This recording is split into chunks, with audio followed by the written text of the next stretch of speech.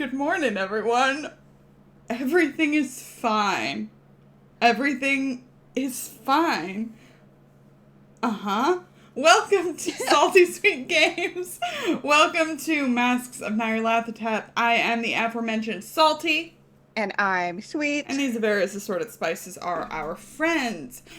Before we go around and meet everyone and their characters, some of whom have been stabbed a lot, let's do some channel stuff.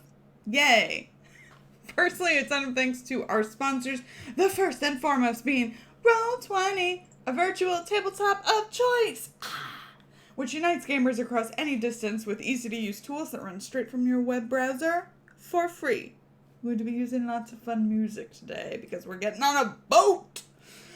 Anyway, we're part of their Spotlight program and we're continuing on with them and love them very much. Okay. Also, for those of you who like your physical click-clacks, your chonky boys, we are affiliates with Dice Envy! That cute lion symbol you see. It's very cute.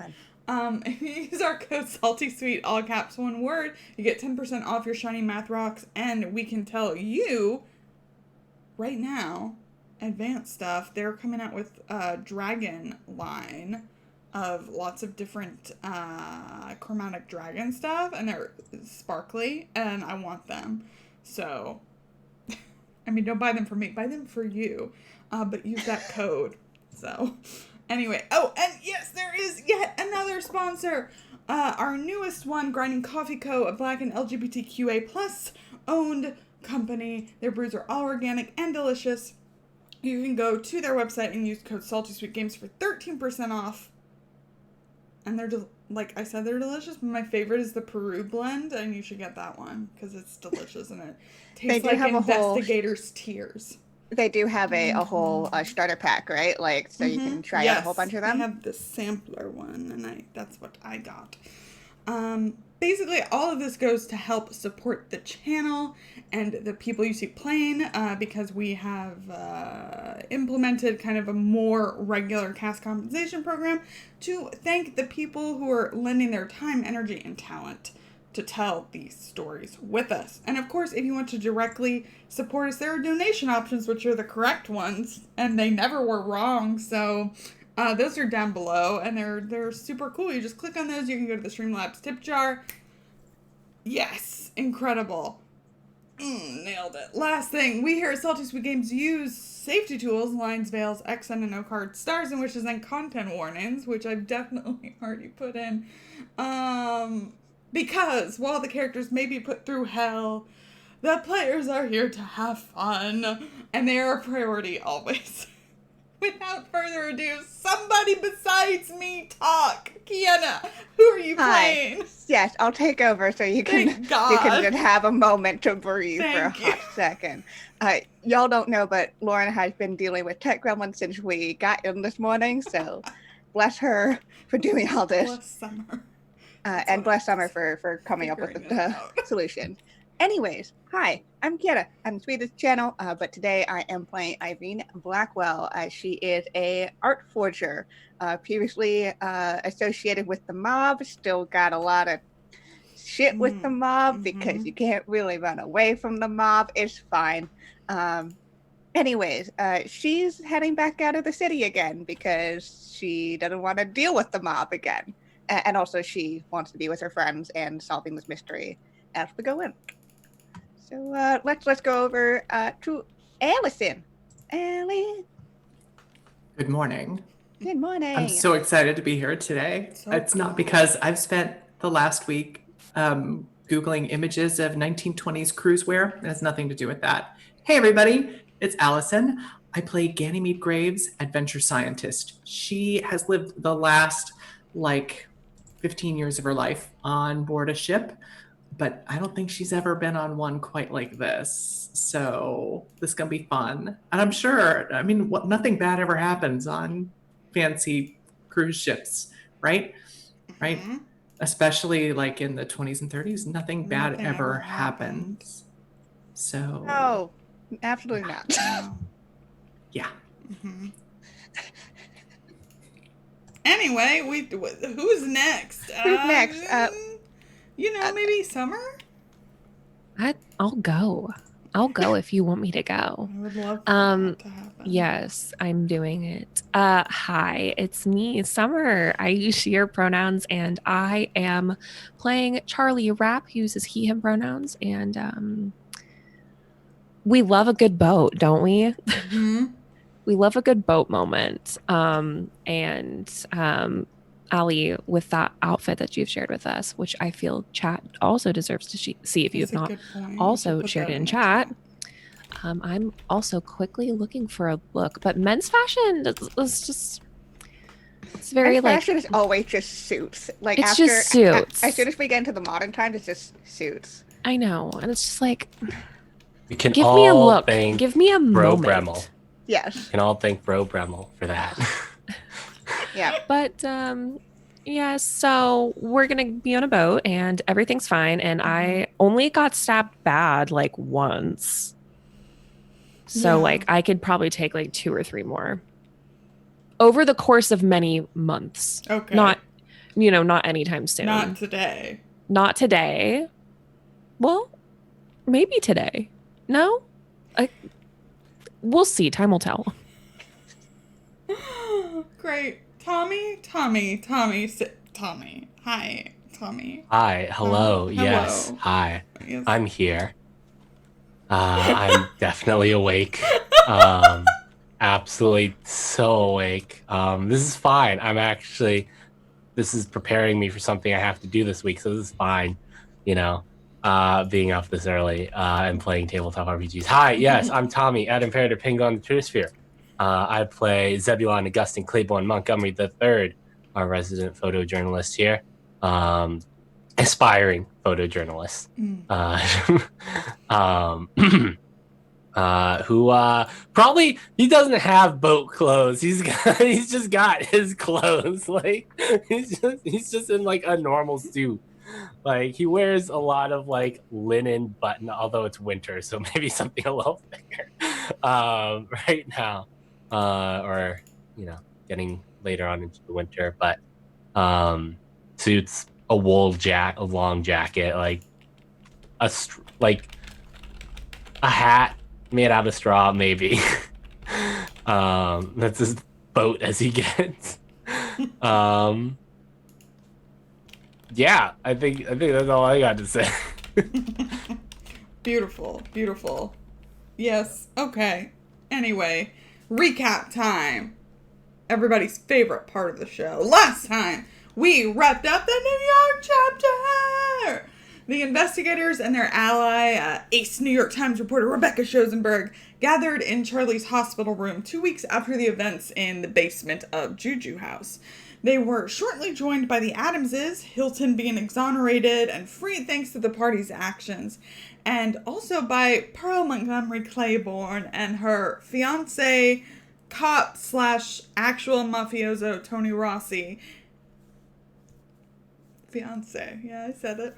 In the midst of this warm reunion, Charlie was visited by the spirit of Jackson Elias, who seemed happy to be there, but upon noticing Charlie notice him, desperately tried to speak with him. Over the next few weeks, Rebecca wrote a mostly full expose on the cult activity in Harlem with Zeb's assistance, and Irene wrapped up her forgeries of the Miles Shipley piece. Ganymede, using her diplomatic status, was able to assist Lieutenant Martin Poole in wrapping up the investigation, and partially thanks to her charms, was also asked to take a portion of the evidence that was considered too weird for the NYPD to hang on to.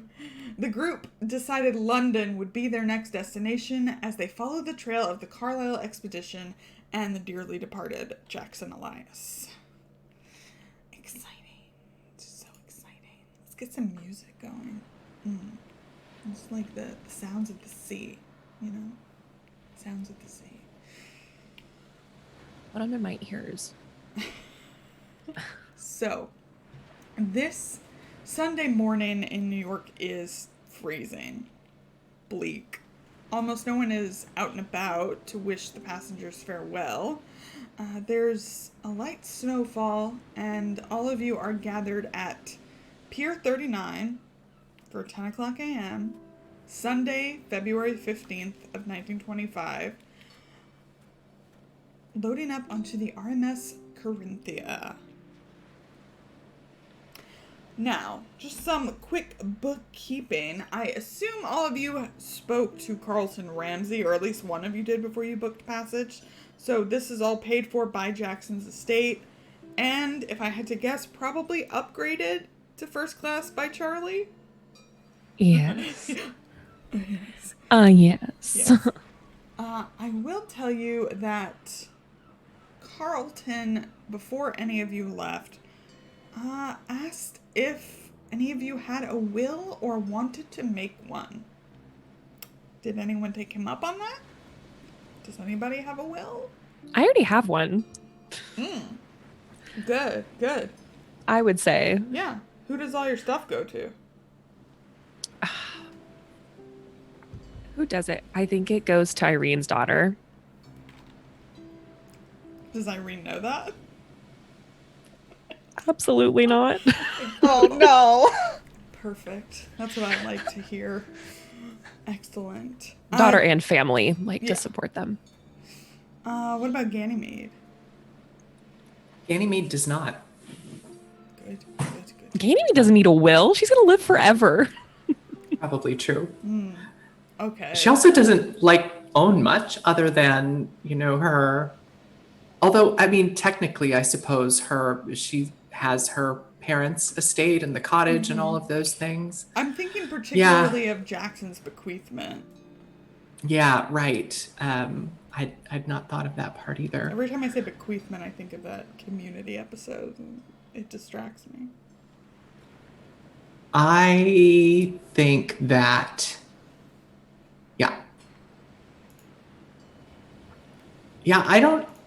I think that she gives it, I think she does, and I think she gives it all to the college at Oxford, where she studied and where her parents taught.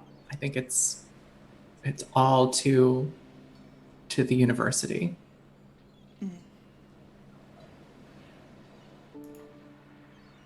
Excellent. Irene, you got a will, or do you make one with Carlton? So that's a funny thing, because she doesn't have a lot of possessions, and she doesn't want to have a paper trail between her and her family, because the whole point of leaving was first to strike a life for herself, and then after the mob stuff to be like, oh, well, try not to have that connection with them, put them in danger. Although clearly Don Ricci found out somehow, so that's fine and great. So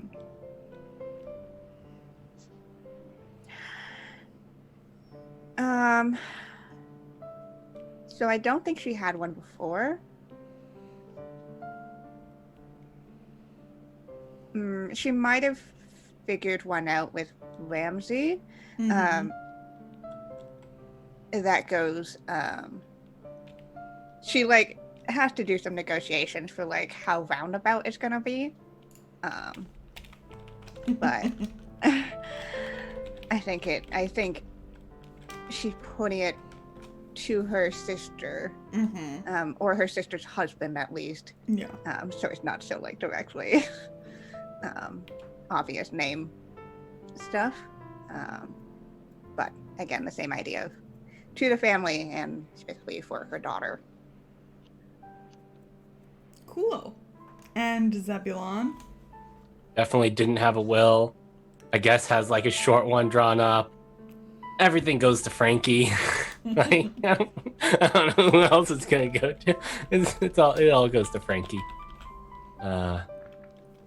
She's probably the only one who would be like, oh yes, some of this stuff I could use. Yeah. Excellent. Okay, good to know. I just wanted to know that.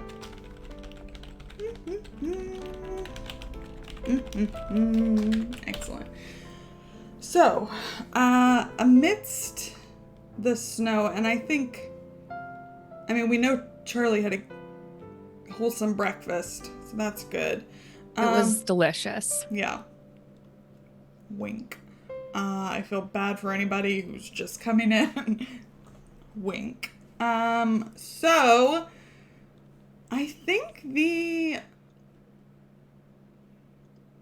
unless anybody would like to see others, the people who show up to bid a fond farewell are Pearl and Officer Rossi at the docks. Together, arms linked. Keeping warm.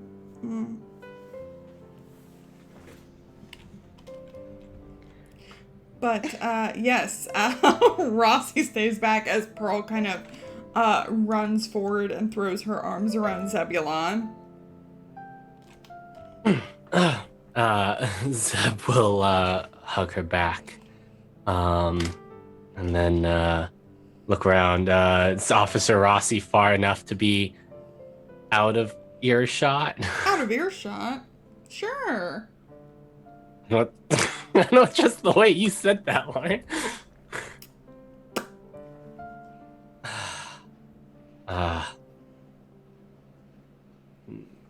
Well,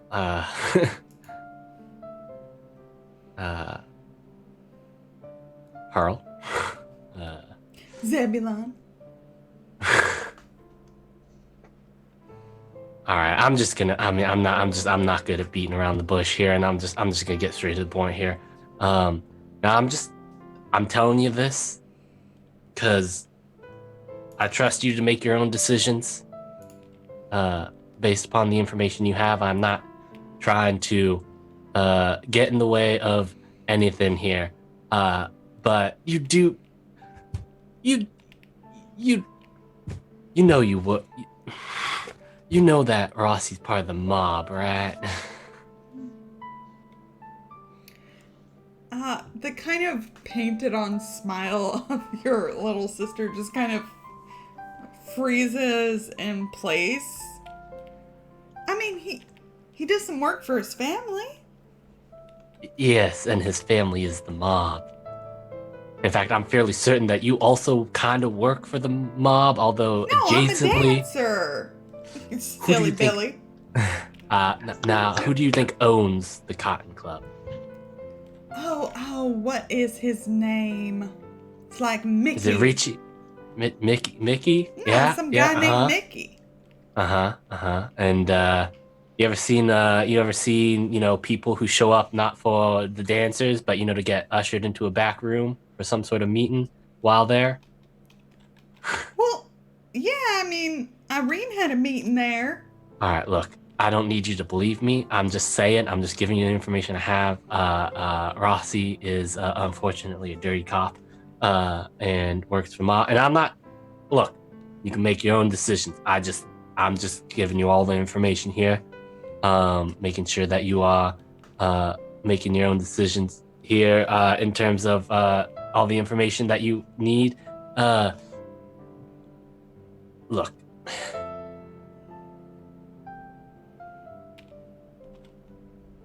I'm not gonna say that I'm happy that you're dating, you're gonna marry. Yeah, I'm engaged. That you're gonna marry Rossi. I mean, I'm not happy, but I mean that it's not about me being happy here. All right, it's about. What about going to Hollywood and L.A. and all that? Well, we haven't talked about it, but it's always good to tread the boards a bit before you head over there. I mean, cinema is so new. I mean, just you think he'd want, like, if y'all get married, you think he'd look, just keep your ears open, your eyes open, and if you ever need anything.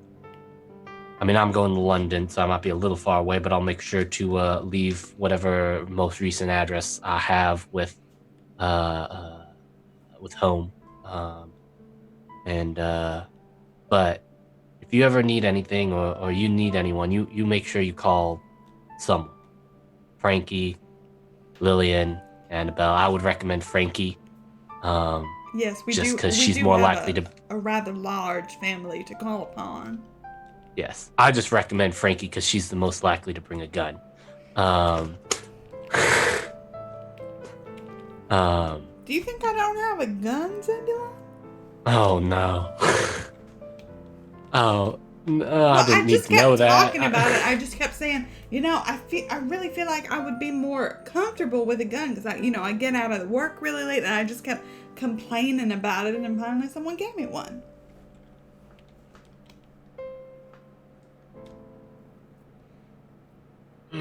Yep. Well, keep it close. Uh, just be careful, Pearl. I love you, and I don't want to see you get hurt. I won't get But hurt, silly.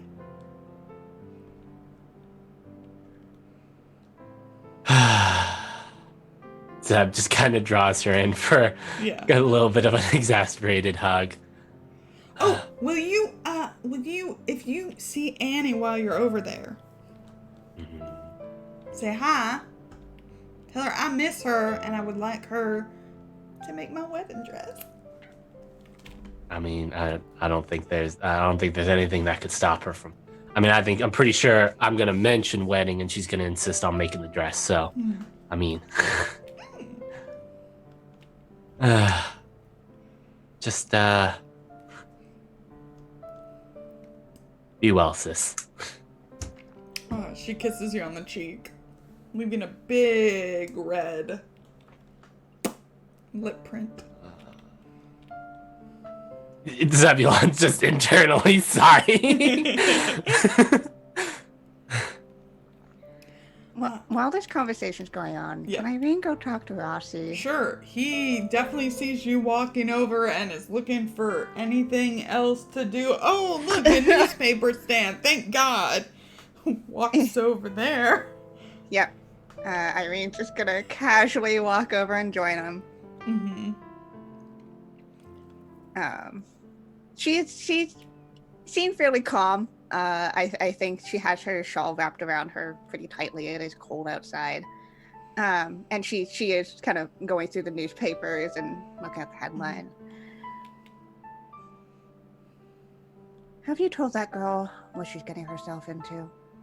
Oh, hi. Hi, Miss,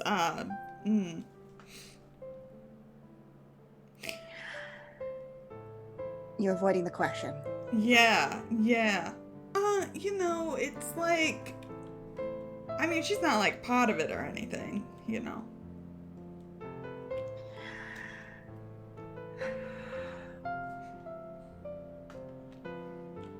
That's not exactly how this works. No, but I'm gonna keep it like safe, That's also not how this works. Yeah, but, it's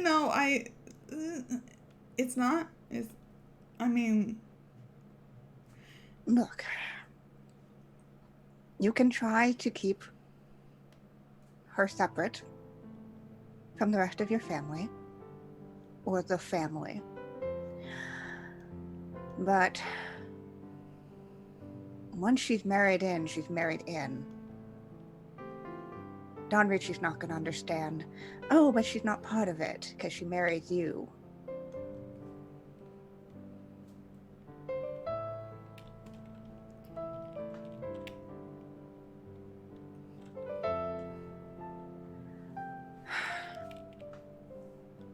Do you love her? It's very forward. Yes. Do you love her? Yes. Okay. Yes, obviously. Then you better tell her what she's getting into. Because the other wives, they knew what they were getting into and they were happy with that. They got to make that choice with that information. I didn't. And by the time I realized it's not what I wanted, I was ready and deep.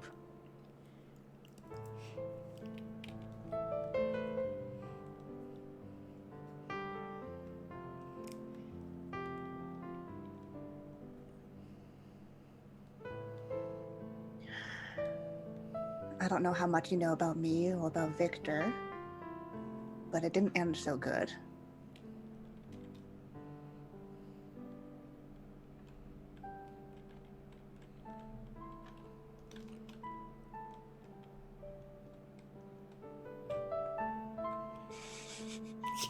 Just kind of awkwardly He's just shuffling.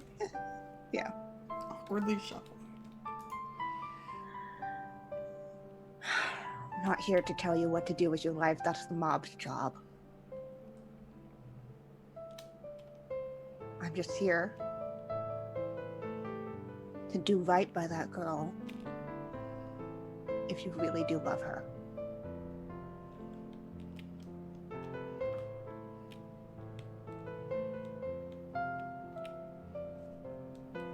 Okay, I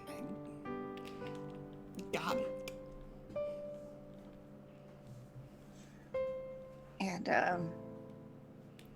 she'll put down the newspaper she was looking at back into the stands. Probably still flip a coin to the seller just to be polite.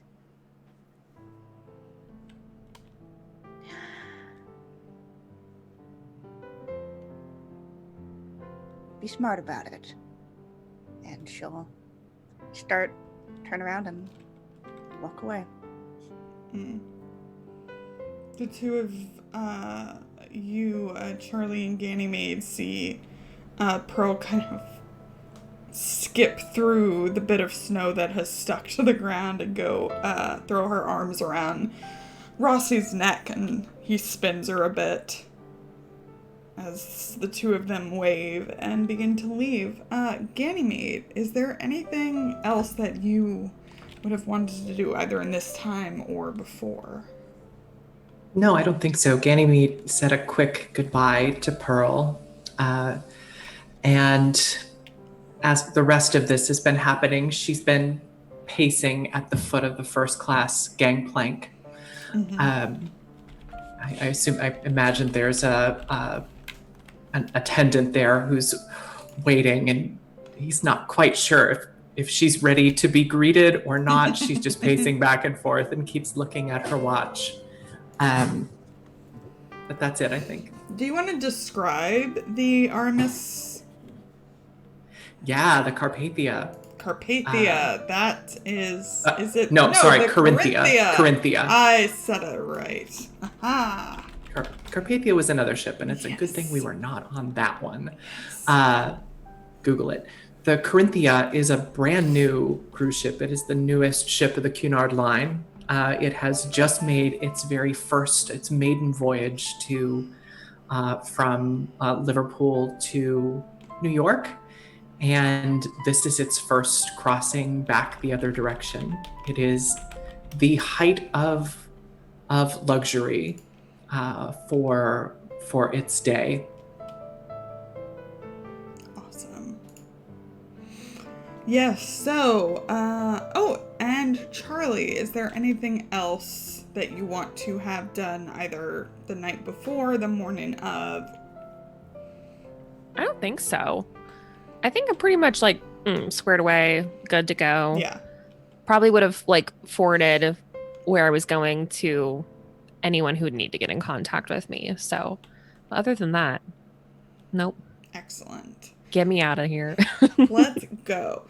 So, NYC to Liverpool is going to take 9 days. I'll tell you now, just because of the weather. So taking 2 days longer than usual. So your arrival will be February 24th, and then that goes to Liverpool, so then it will be a day's travel to London by train, arriving on February 25th, which is a Wednesday.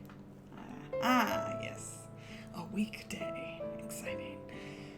Cost of a one-way first-class ticket on a passenger liner for 9 days totals $270, which is a ton of money, but like I said, you all have what Jackson left you and then upgraded by Charlie, so none of this is coming out of your own pocket. First class travel means large sleeping cabins, often arranged in a suite with a salon or other private spaces. Dining will be of high quality with separate sittings away from the hoi polloi. First class passengers often brought some of their own staff, but you can also expect attentive service from the uniformed ship's crew. Cabins and first-class amenities are positioned higher up aboard the ship with easy access to the decks for promenading. It's very fancy. And I think as you all begin to board, there is kind of a sign advertising Miss Jasmine Pink of London. And Charlie may have heard of her, but she is a psychic of some renown, a medium, aboard the ship.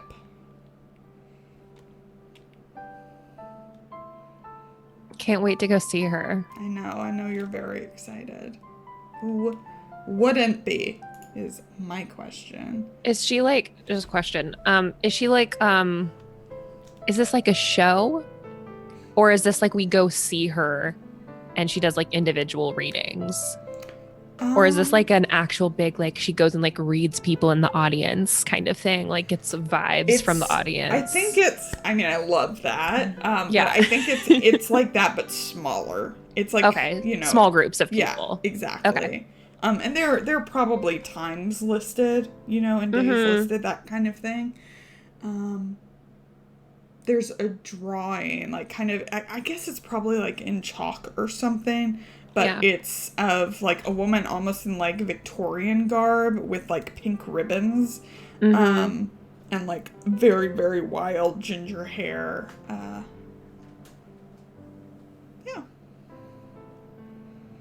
So there's that.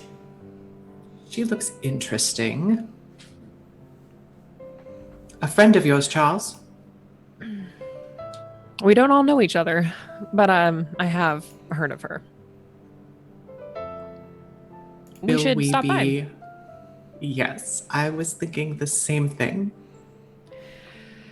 Considering that she takes in groups of people, I'm sure that we could all go for a bit of fun. Maybe after dinner one night. I'm going to be mighty interested what she has to say about our little group. I will be too. Lauren, do I think she's a fake? Like, just based on what I've heard? Difficult to say. She's definitely... she's definitely playing up the image, right? Yeah. But whether or not she's legit is hard to tell from what you've read. I'm excited then. Yeah. Charlie's really excited. Because he actually, like...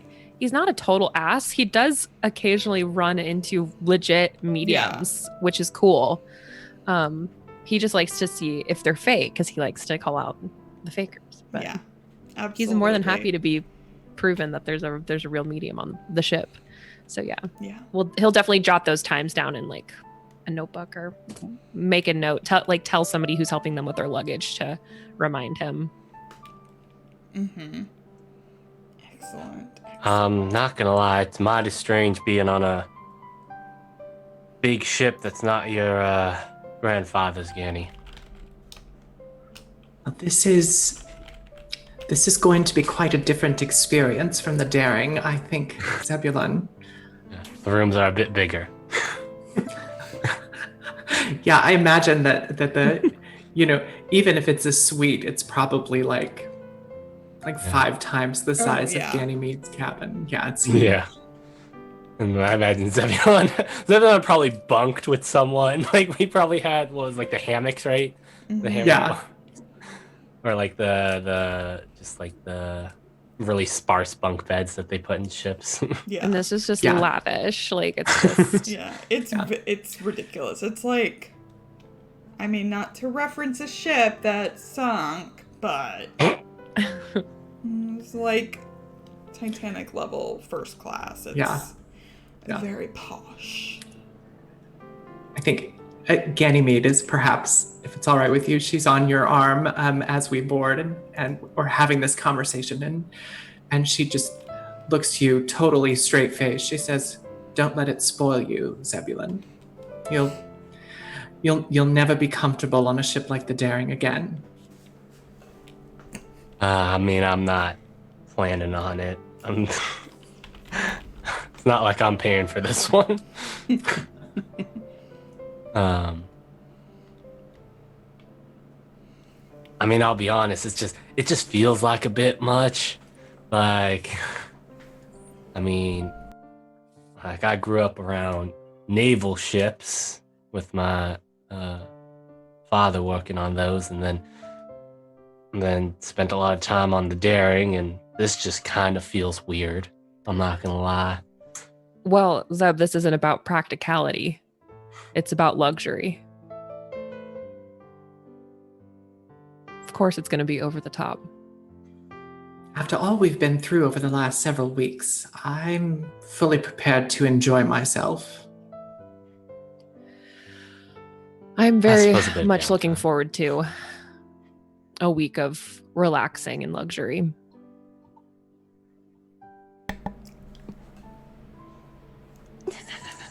And that's exactly what you get. That is what you get.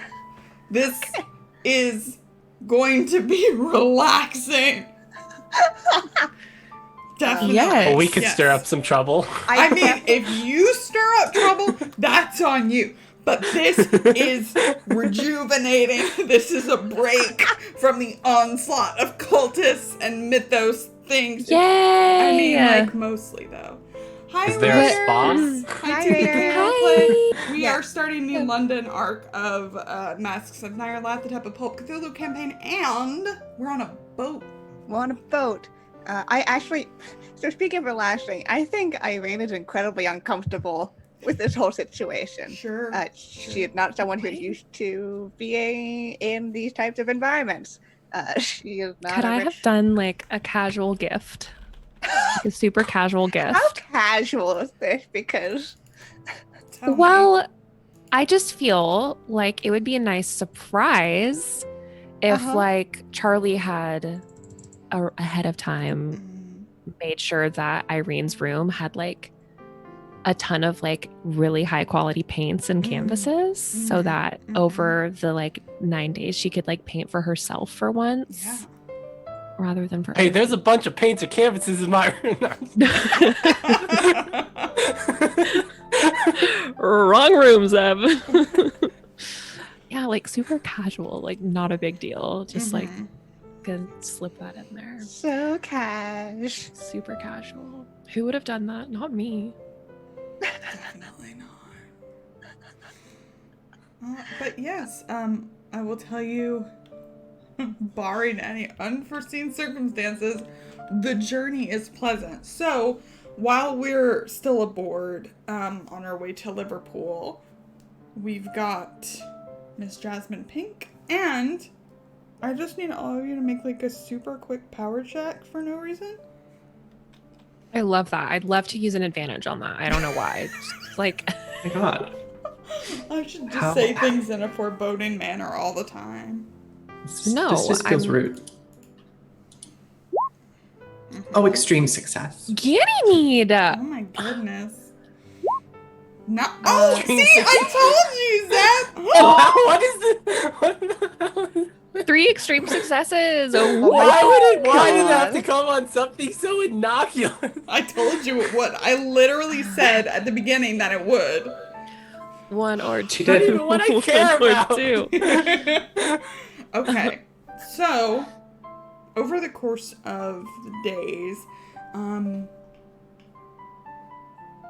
it's very peaceful for most of you. You all sleep well, despite any seasickness anyone might have. Those kind of feelings of, you know, paranoia and always having to be on alert back in New York kind of fade. With the exception of Irene Blackwell. Oh, great. Cool. Love that. So,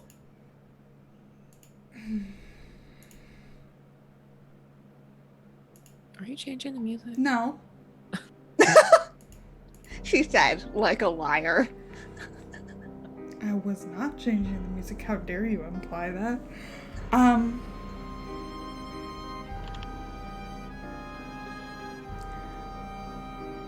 It starts slowly. I mean, it probably doesn't even start to affect you until the end of the journey. But you start having nightmares. They're very vague, kind of sounds mostly in the darkness, slithering, the ripping and tearing of flesh, the flapping of wings. Nothing really more concrete than that. And you particularly, Irene, whether it's kind of your observational nature or whatever it is, start to hear, like, especially those staying on the lower decks in, like, second class and in steerage, just other people saying the same thing, that they're having nightmares. Definitely less people, like, you've heard less people in the first class suites talking about this. It definitely seems more prevalent lower down. Aw. Could just be normal nightmare stuff. Super normal. Definitely, like, normal they nightmare definitely stuff. didn't have an experience with shared nightmares before that proved to be ominous and important to a friend's death. Definitely No, fine. definitely not. The other weird thing is you've, I think, Charlie, if you wanted to go see Miss Jasmine Pink, every time that you've come in, she's mysteriously needed to go. What? Until, Okay. like, you know, the second to last day or something. Mm-hmm. Just for drama. Well, no, for reasons, but, like... Yeah. Great. Then I'm going to be so... We're all going together. It's not just me. Oh, I hope. I hope you're all going together. We are. Excellent. Why? She's too turned on. She needs to leave. Because I'm so beautiful. That's it. Okay. That's it. Okay. Yeah, we're going in. Excellent. I love that. Here we go. What time do you end up going? If she has... Definitely after dinner. Oh, excellent. Yeah, because we like full... Definitely haven't been... There's no alcohol on this boat. So like, why would I have wine? You know? Like, why would I have that? Oh. Casually, definitely not drinking wine. And yeah, so we're like happy, you know? Yeah. Full on happy. Yeah. What is the conversation like as you head there? I think Charlie's like, well, hopefully she doesn't run off this time. I mean, every other time that we've tried to go, you know, she's busy or what have you. Wonder if your reputation precedes you. My reputation? What kind of reputation would that be? Your whole, Ganymede just laughs as she can't, tries to sort of stifle a giggle at that.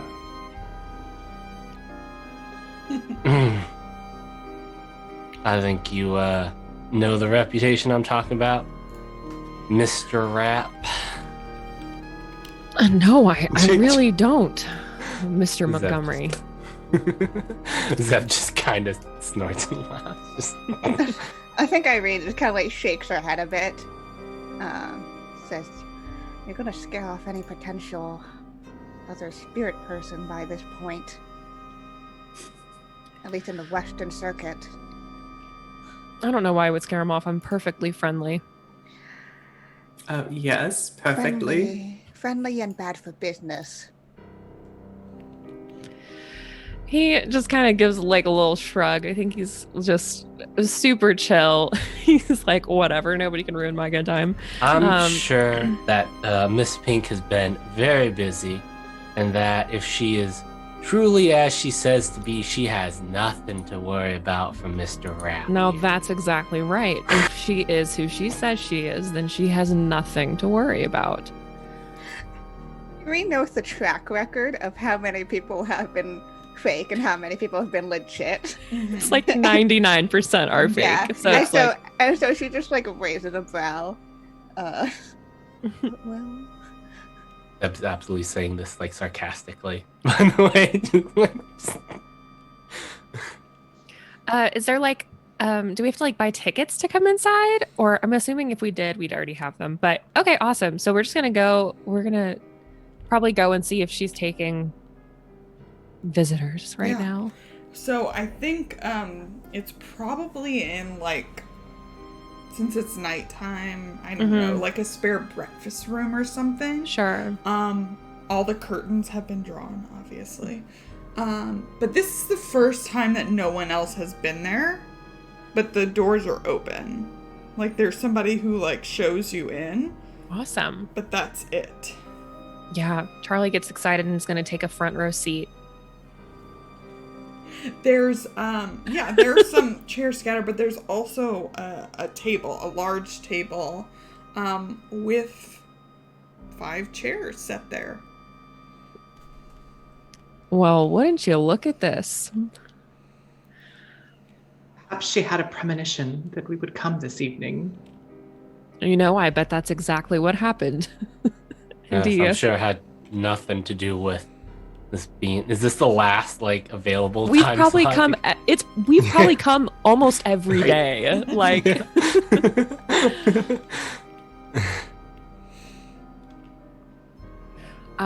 ladies first, and Charlie will pull out a chair for Irene and Ganymede, and then sit down. Just kind of tapping his fingers on the table loudly. Charlie is in high spirits. Yeah. What a difference in this boy does a week on a really nice boat do. It's healed his spirit. Irene probably has her sketchbook out, open and on her lap, and she's like tapping a pencil on the paper.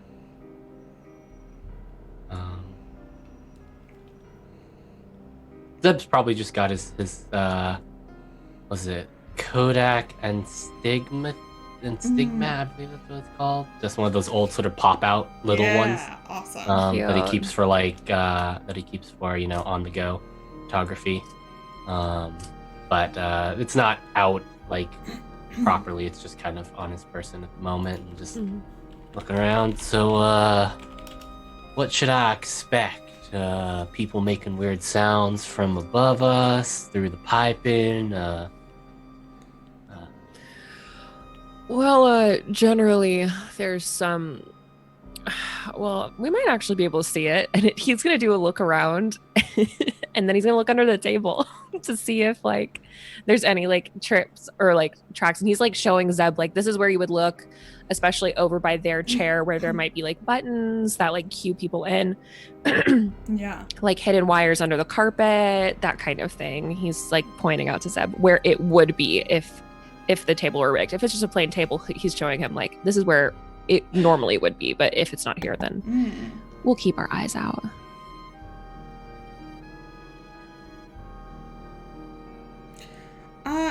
Nothing immediately like catches your eye. There is kind of a tea cart. And it's got basically a candle, matches, and then there's some like sticks of incense that appear to be probably like Chinese in origin. And I guess the oddest thing is that it looks like it hasn't been like pre-set out. Like it's like she's going to do it in front of you, like start setting up things. Oh yeah, sure. Yeah, you can point that out. And this isn't gonna be some sort of there ain't gonna be any sort of weird drug smoke in here that's gonna make us see stuff that she wants us to see. Well, these look pretty harmless to me, but there's really no telling. I mean, even if the smoke itself doesn't cause you to hallucinate, just the pure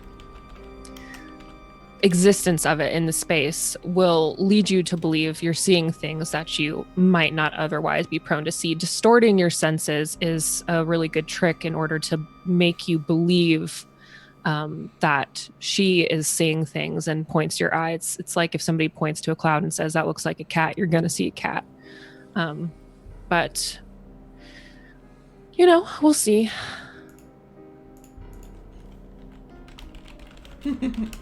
At that, from the opposite end of the room, the door opens, and much like her depiction, this porcelain-skinned wild ginger-haired woman walks in. She's wearing pretty much exactly as drawn an old Victorian-style dress, upon which you can see like hand stitching, and she's sewn a bunch of ribbons on. It's the way she's walking, though, is very much like, you know, she's not like showing off. She's not like moving, you know, in kind of maybe the way that you would expect her to. She's very like almost like trudging in, not quite stomping, but like she's not making really eye contact either. I think Zeb leans over to Charlie and says, "Now, I think you're the only man I've ever met who can make a woman who's never met him come into a room like that." Yeah. Oh my God. Charlie definitely is trying so hard not to laugh, like straight stone faced when Zeb says that. Which is, so he's just like very serious. Quiet. Yeah. Doesn't want to scare her away. This is the first time we're seeing her. Yeah. She's probably a little younger than you expected. She does have like big, like, what are they called? Like bottle cap? Bottle cap? Yeah. I don't even know if those are period accurate, but she has them. Ahead of her time. Yes, queen. She sits down and kind of crosses her arms, and she's definitely looking at Charlie. Miss Pink, so good of you to join us.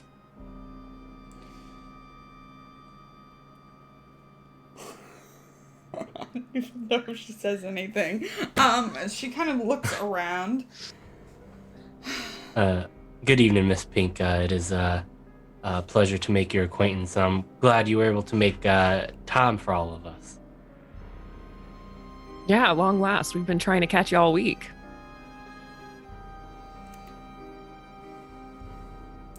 She looks to the two ladies. Irene will kind of like incline her head. Heard such interesting things from the other patrons. I mean, of course, just stories they tell, and what better than experiencing it? Yeah, nothing better than experiencing it firsthand. God. I think Irene will actually nudge Charlie under the table with her leg. Like, just like, not kicking him, but like a very gentle, be nice. Ganymede just, when her eyes fall on her, a pleasure to meet you, Miss Pink. Ganymede Graves of St. Hilda's College, Oxford. Very excited for the festivities this evening.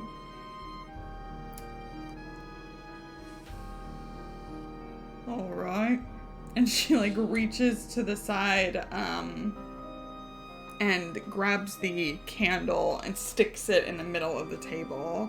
It's very clear, at least from like the other experiences you've heard people having, like this is not normal. Like This isn't it. No. This isn't it, fam. Yeah. And she just like plonks it in the middle of the table and lights it.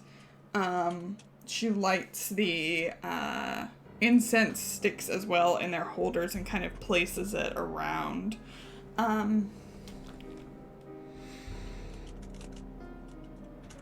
There aren't a lot of lights at this time, but she kind of waves at the attendant at the door to like go around, and he starts dimming the lights in here. And she kind of waits and just kind of breathes as he does this until finally he leaves and closes the door behind. Right, so is there anything in particular that you're looking for?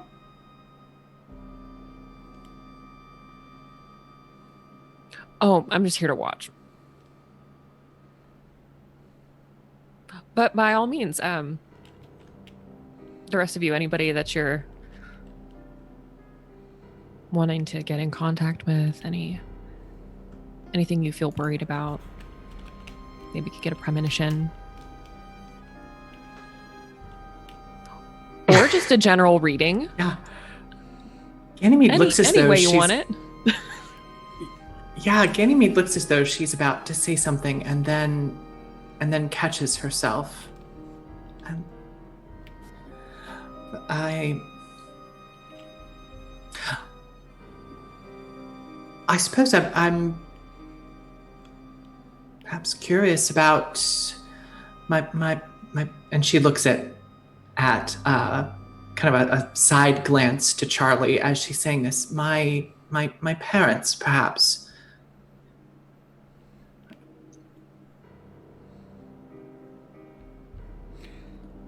Do they have They names? passed away. They passed away some years ago, and they certainly do have names, which I would Are they William know. and Phoebe? Definitely Phoebe. That sounds, yeah. Definitely Phoebe. I'm pretty sure that's right. Great. She kind of nods very curtly and then looks over at Zebulon. Anything for you, love? I mean, I don't know. I could do with a general reading, I suppose. He has a sister who just got engaged. Yeah, maybe something about that. That was about to be where I was going with that. Yes, perhaps, I don't know if you could do I'm sorry, this is my first time at really, attending one of the, I don't know, a general feelings about that, good, bad, wheel, woe kind of thing. All right. You? Looks over at Irene. No, I've always heard there's oftentimes things attached to places like these, ships, and perhaps something around here. She nods. And she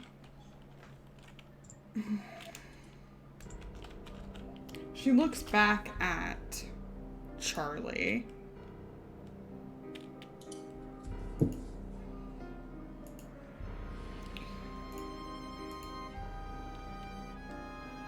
She just looks no. at him. Yeah, she looks at I'm him fine. for a while. All right.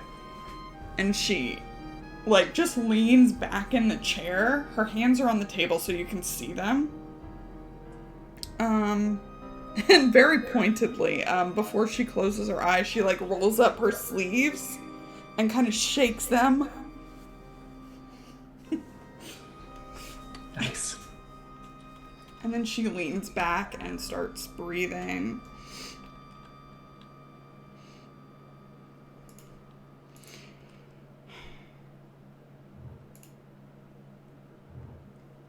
And it's a while of just kind of sitting in silence.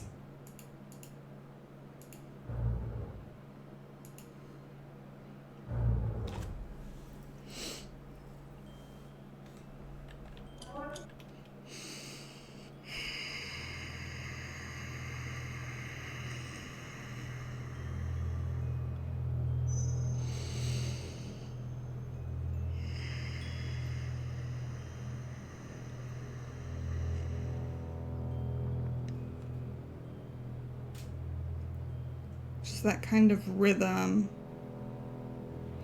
until it's starts to become more labored, and she starts kind of rocking back and forth in her chair. You can see her hands tensing, kind of almost grasping at the tablecloths in front of her.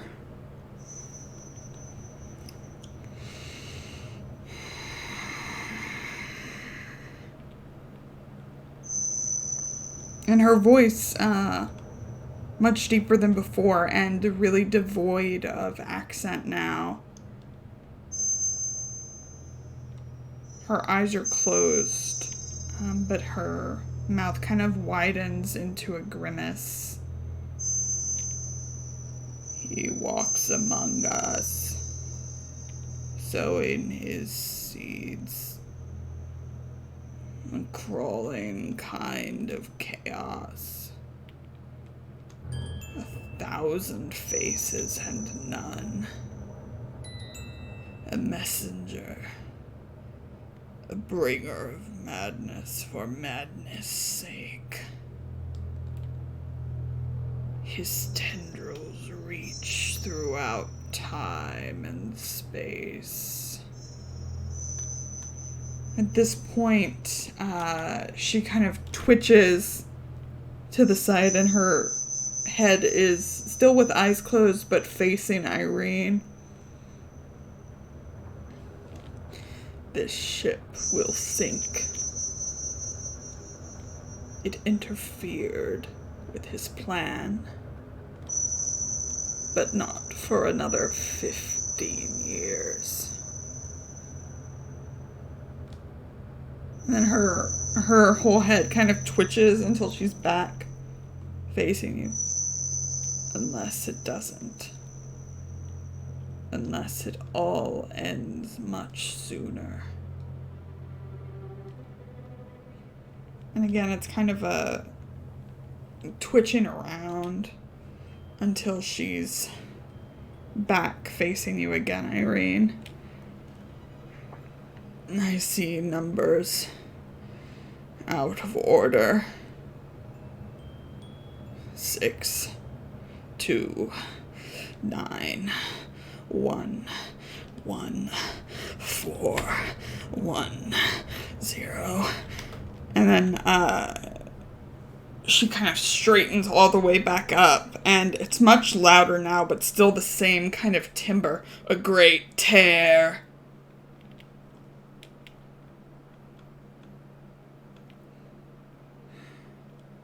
Then her body, again, it's starting to move not just from her head, but kind of into her neck and shoulders as she moves and faces Ganymede.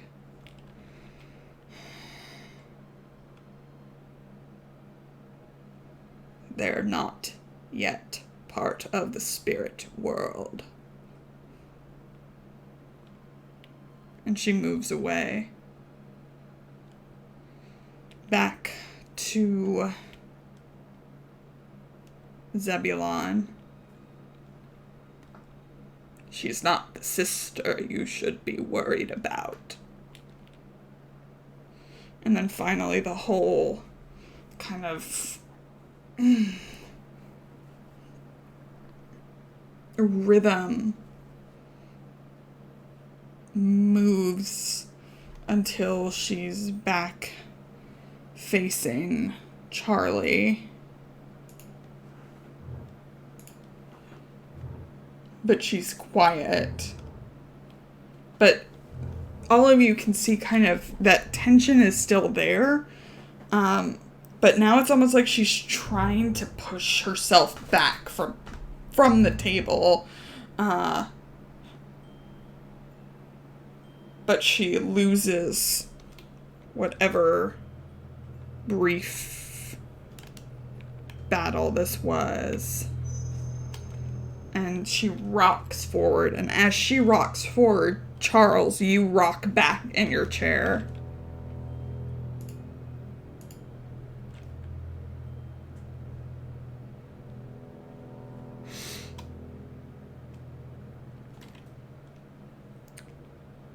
And can you roll me a d10? Sure. Just for like fun. And a power check too, because we always need power checks. Let me see. Okay, I'll do that first. A success. Nice. And a 9. A 9. How exciting. How great. We love a high number in Call of Cthulhu, don't we?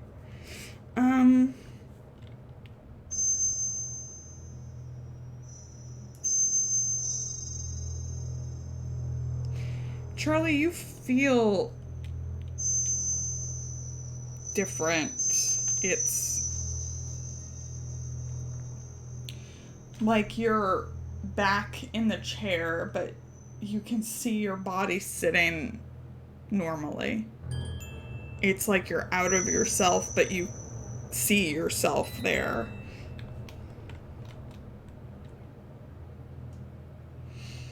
Anybody else could make a psychology check. Hey, let's do this. Do it.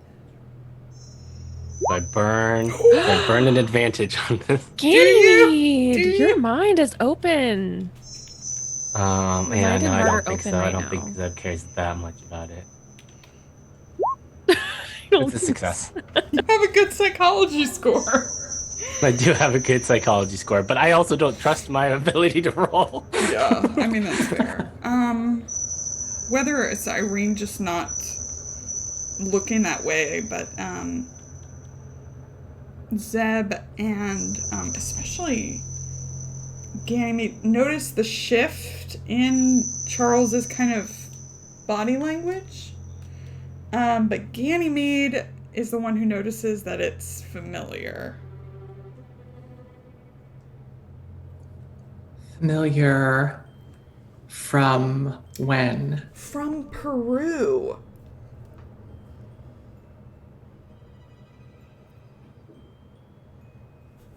Oh, yeah. Ganymede she's been trying to take cues from Charlie in this whole event, and so she's probably been watching him very closely. And as all of this is happening, I think she just quietly, just says, Charles.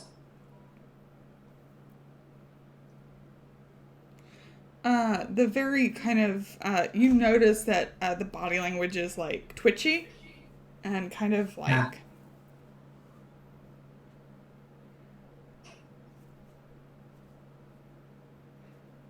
Charles, are you all right? In Charlie's voice, you hear, "Where am I?" From him? From Charles, yeah. Ganymede pushes back from the table and goes to him. I assume that you're not seated right next to me, so she actually pushes back and kneels down next to you with her hand on your shoulder. Charles, we're on the ship. And she holds her hand up and she kind of snaps her fingers in front of his face. Yeah, you Charles, hear... focus. You hear from Jasmine Pink, whose head is like down on the table, still kind of gripping the cloth. Don't break the circle. And Charlie is just kind of looking around, probably with that psychology check out in fear. And he keeps saying, "Where is she? Where is that woman?" And like clawing at his chest. Charles, you're fine. Snap out of it. And if that goes on a couple of more seconds, I think she hauls off and slaps him open-handed right across the cheek. Okay. Just trying to get him to snap out of whatever it is that he's in. Yeah. he doesn't see the slap coming as he's, like, fiddling with his shirt, like, unbuttoning it, trying to, like, see something. And doesn't see the slap coming, but as you do, and he kind of rips open the buttons, it's... For a moment, it's that same kind of sickly sweet smell you remember from Peru that wafted off of Augustus Larkin. And the tattoo on Augustus Larkin's chest is on Charlie's. And his eyes are large, and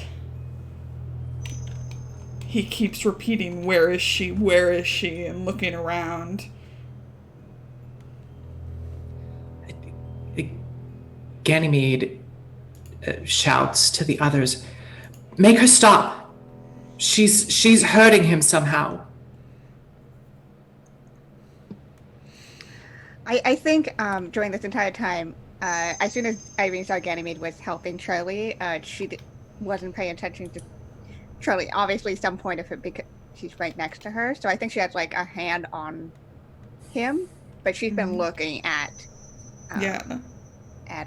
Miss Pink and watching her and seeing if anything is happening or going on or anything like that. So at this point,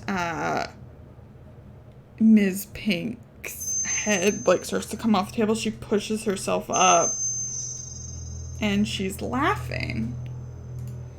And her eyes are not the kind of clear blue eyes anymore. Yeah, that's okay. God damn it.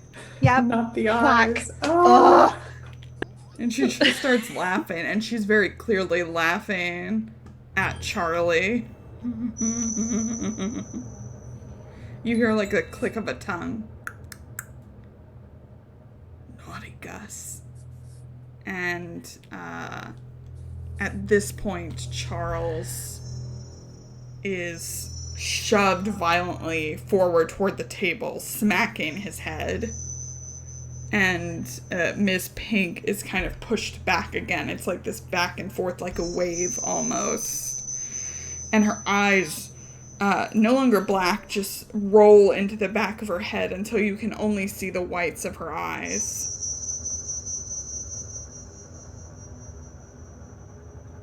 And they clear a bit. And she says, looking at Charlie, whose spirit is just starting to re-enter his body. She's coming back.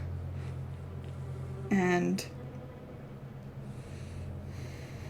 she starts, her hand kind of its own accord, like, rises and then points down, down, down, beneath. It's there, beneath. And she whips again to Irene. Nightmares.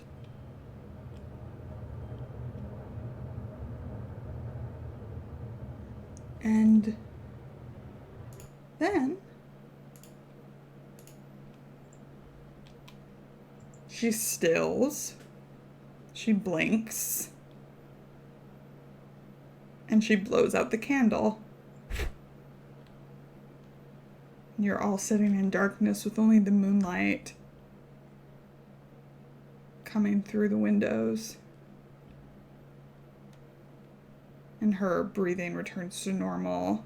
Charlie, you can move as you wish. There's this sting of a slap on your face and kind of a bruise on your forehead. Not my beautiful face. Yeah, do I remember? Yes. Most of it was this kind of out of body. And you saw your body. You didn't see Gus Larkin, but you saw like parts of him. Like you could see the tattoo where it shouldn't have been. But over Jasmine, interestingly enough, there was nothing for the most part until her eyes changed.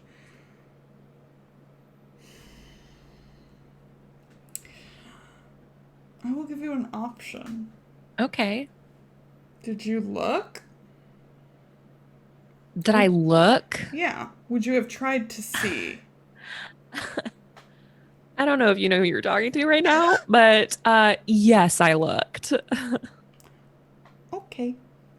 I Then. stared Good. I'm glad. with my peepers. That's what I like to hear, frankly. I know. Just gonna go ahead and mention I'm getting a lot of advantages, everybody. SOS. I'm gonna use them if Warren makes me roll something, so. Why would I make you roll something? I don't, just like.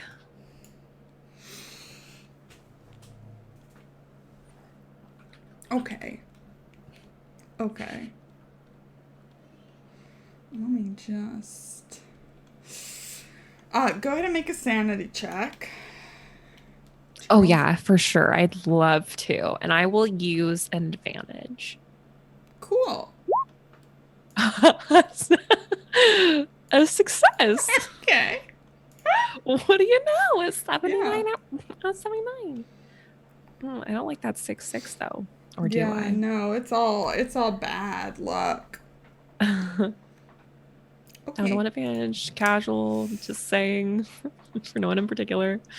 I need you to roll a d10. A D10? Yeah. I don't. You want to roll low. 1 or 2. One or two. 6. Six. So you only lose 6 sanity. Only. I'm sorry. Oh, I Listen, love I looking did say you had to look. I know. I wanted to. So, I'm happy to take that. As you were watching this happen, as you saw Ganymede moving towards you to try to snap you out of it, as you saw the movements of Jasmine Pink, it was when whatever came through her went into you and her eyes turned black. But that's not really what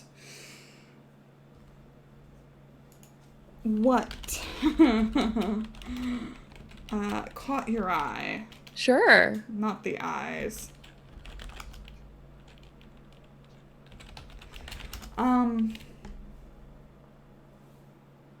You saw it mostly in shadows because that's kind of what it seems to be, but there were threads from her body, almost like from the back of her skull, going up impossibly high, past the ceiling of the boat, past where you thought you could see into the sky, past the sky.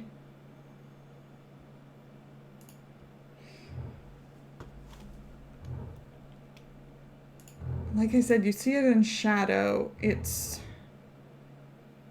And you make out it in flashes. Dark shapes. 3 legs. Again, impossibly enormous. Clawed arms.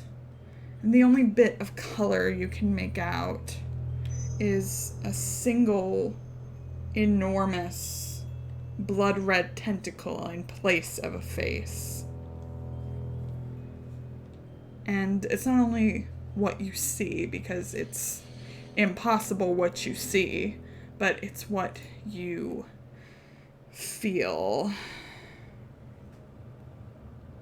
You feel rage and murder and insatiable hunger. And it's overwhelming trying to piece it together. And that's when you were kind of sucked almost back into your body. And somehow you know that the dripping eyes, whatever was in Gus Larkin, is also that.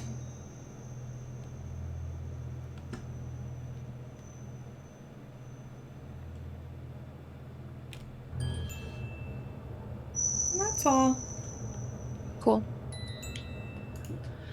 I think as sort of everyone's coming back, Zeb is just like, Charlie, Miss Pink, are you all right?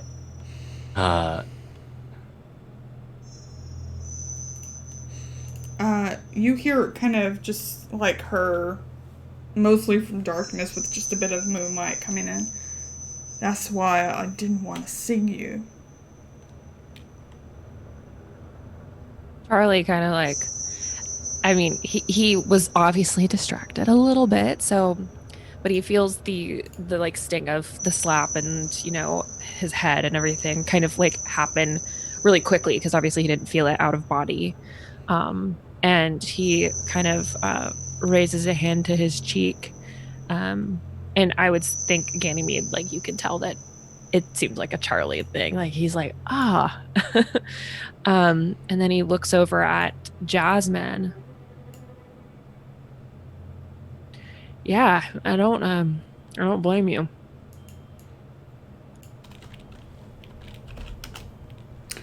All of you have something following you or attached to you, but you've got worst of all.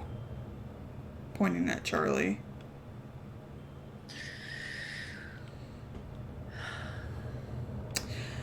And then she looks to Irene, very kind of suddenly. There's something in your eye.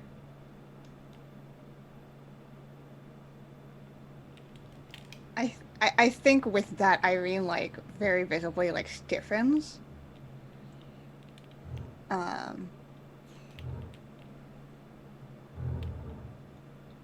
She's gonna stand up and walk out.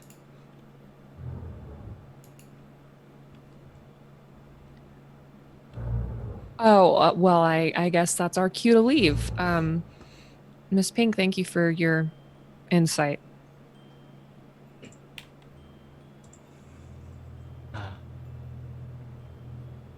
Yes, thank you for meeting with us despite your misgivings. It's appreciated, Miss Pink.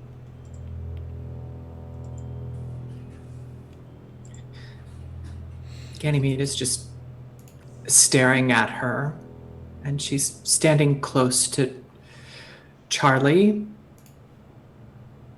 kind of just waiting to see if he needs any help or anything. But as the others turn to go, she'll go as well. Yeah, I think he like takes a second to kind of like steady himself and like breathe for just a second. But after a moment, he kind of smiles and gets up, kind of giving Miss Pink like a nod, like a sincere like thank you. Yeah. Rather than him being kind of an ass this whole time. Yeah. And yeah, we'll leave with the others.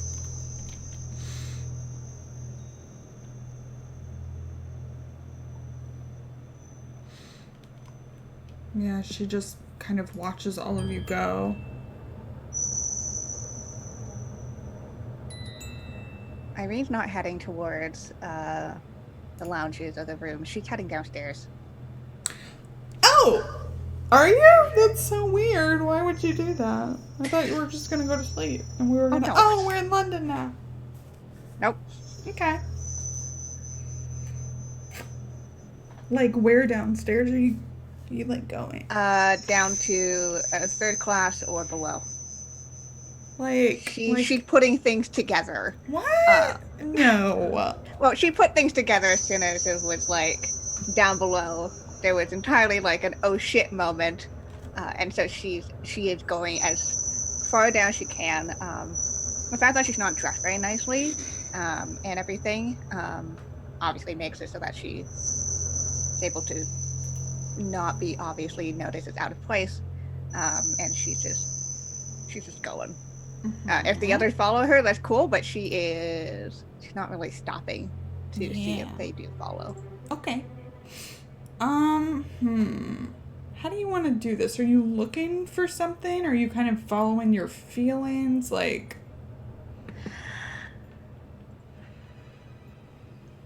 I think she's just going with her feelings right now. Okay, make a power check.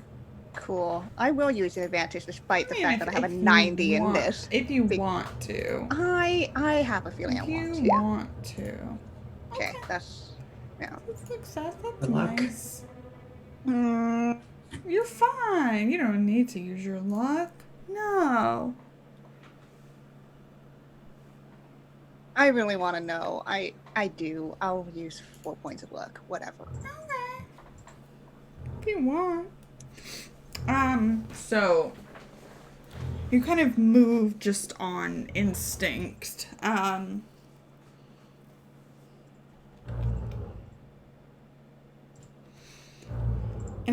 your instinct takes you below steerage. It takes you into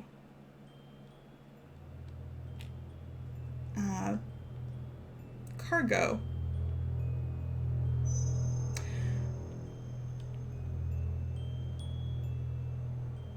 And it's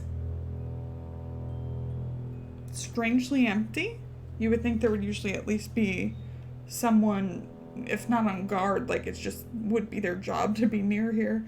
But no one's here.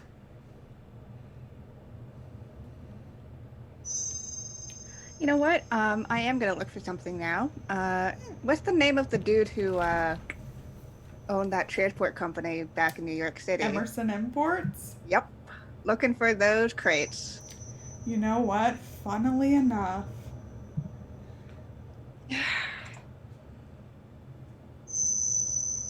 There's one. It's a rather small box. Yeah. Thin. Kind of more rectangular.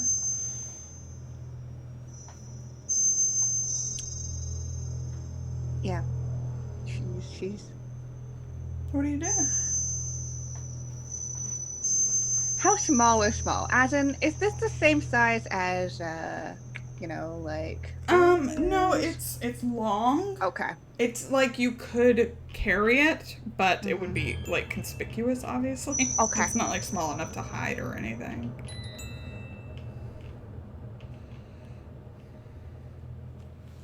Yeah, we're opening that.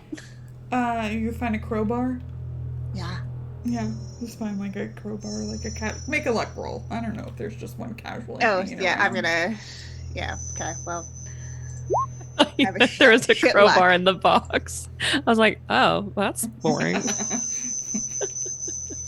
Okay, you don't see a crowbar anywhere. How are you gonna get into this? She doesn't want to shoot it. Do it. Shoot it open. Ma'am, now's the time. No, she really doesn't want to draw attention to herself. Here in this moment doing this.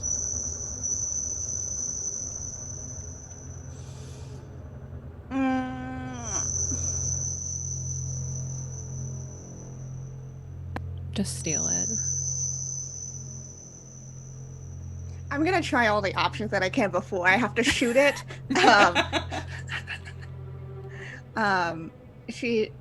I'll try to brute strength this shit. I'm not very strong, but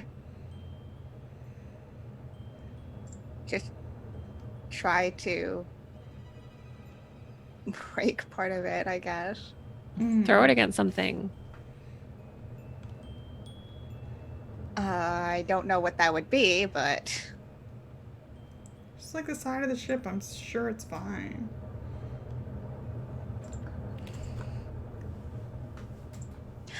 are any of y'all following?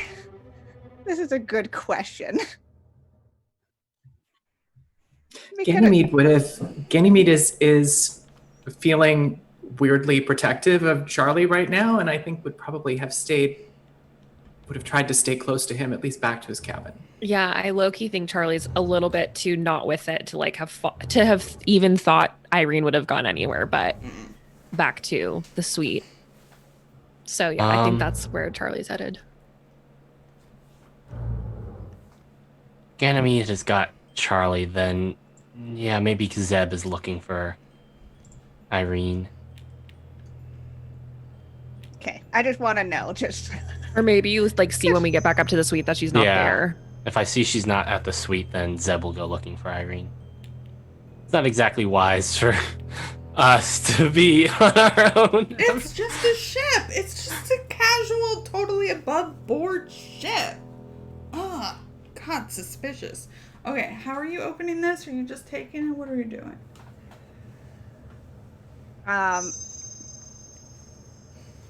Irene doesn't really want to take it with like her in the box right now. She wants to know what the fuck's inside before she decides, I'm gonna bring this up to the room where it may or may not be dangerous. Okay. Make a spot hidden just as you go. Cool. Love that. Let's...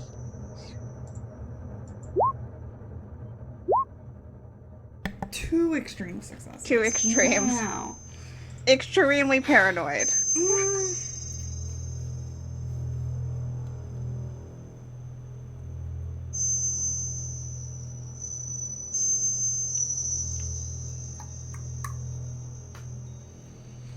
As you're walking through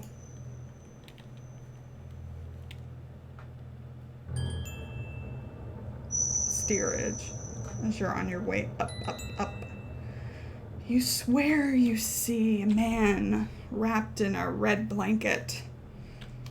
An African man with no teeth. You're pretty sure that's Silas Nkwame. And we're going to go ahead and end that episode there. And we're arriving at port next time. Woo! Party! It's a party! Yes, what a great party. Okay, let's go around and talk to everybody. I'll put our happy scene music back on. Who doesn't love that? Yay, the chill sea stuff. Let's go around and talk to everybody, starting with Tommy, who totally rolled an extreme success today. Yay! I will have used up my one extreme success for a while.